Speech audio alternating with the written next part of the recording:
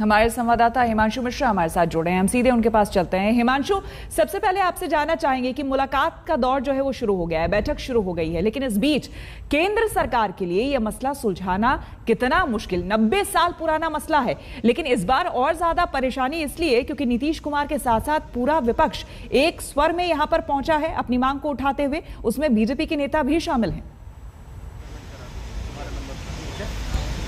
देखिए, बिल्कुल नीतीश कुमार के साथ साथ जो है बीजेपी के तरफ से बिहार के अंदर जो सरकार में मंत्री हैं जनक राम, वो भी आए हैं और अन्य तमाम दलों के प्रतिनिधि तो आए हैं। सुशील कुमार मोदी ने ट्वीट करके ये कहा है कि हमको जातिगत जनगणना से कोई परहेज नहीं है। इससे पहले भी गोपीनाथ मुंडे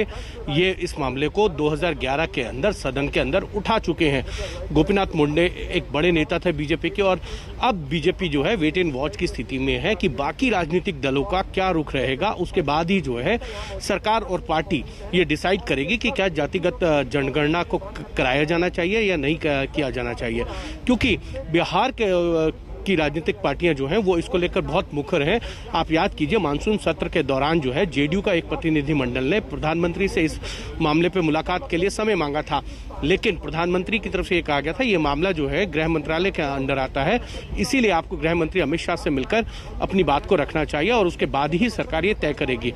लेकिन सरकार ने अभी तक कोई फैसला नहीं लिया और इसीलिए बिहार के मुख्यमंत्री नीतीश कुमार के नेतृत्व में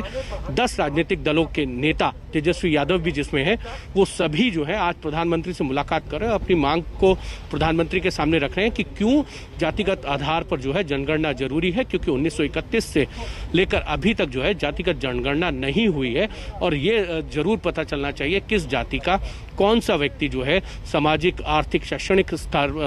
पर जो है वो कमजोर है, उनको लेकर सरकार को आगे किस तरीके से प्लान करना होगा। ये सारी चीजें जो है जितेंद्र बहादुर सिंह हमारे संवाददाता भी बने हुए हैं। जितेंद्र, देखिए, मुकेश साहनी और साथ ही तेजस्वी यादव इस बात को कह रहे हैं कि जब कुत्ता, बिल्ली, जानवरों सबकी गणना हो सकती है तो इंसानों की क्यों नहीं, जबकि वो भी भली भांति इस बात को जानते हैं कि देश के तमाम ऐसे राज्य हैं, कई ऐसे सूबे हैं जहां पर लोगों के पास एक प्रमाण पत्र तक नहीं है, ये तक बताने के लिए कोई आधार नहीं कि उनकी जाति कौन सी है। ऐसे में एक टेढ़ी खीर है, ये बात उन्हें भी पता है।